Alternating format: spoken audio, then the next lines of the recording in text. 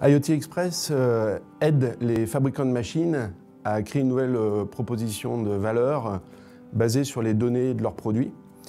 Nous les aidons à développer la valorisation sur 3 axes: la R&D, le service après-vente et puis l'exploitation de leurs produits en les aidant à développer des applications métiers pour leurs clients.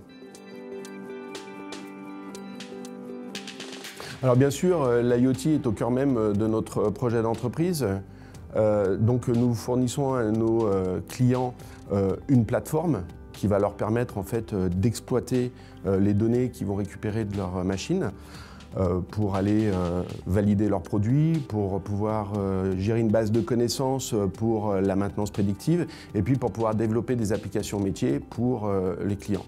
Et puis nous avons aussi du hardware, donc un boîtier CAN Connect qui permet de récupérer toutes les données du bus CAN des équipements mobiles.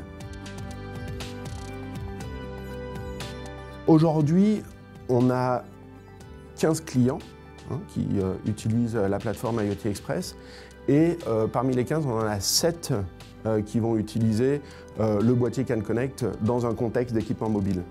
Donc on a 2 marchés, on a les machines qu'on va retrouver dans des usines, comme par exemple des machines d'embouteillage, des fours, des filtres industriels.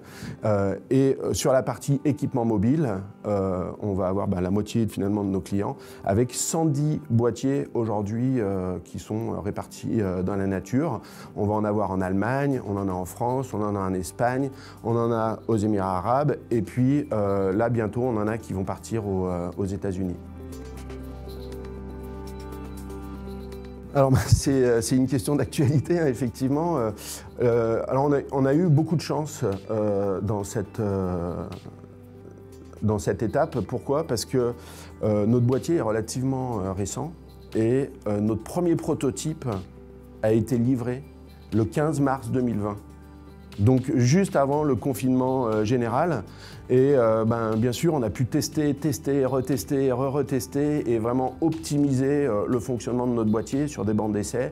Donc tout ça, en fait, ça a été un peu, je dirais, une chance parce que ça nous a vraiment permis de nous recentrer à 100% sur la validation de produits et de laisser un petit peu aller la prospection, puisque effectivement pendant cette période-là, le commerce était vraiment au point mort. Là en fait on sent vraiment qu'il y a un rebond au niveau des industriels qui réengagent des projets aussi intéressants que la connectivité, et puis peut-être aussi que cette période leur a permis de voir la valeur ajoutée en fait de faire de tels projets.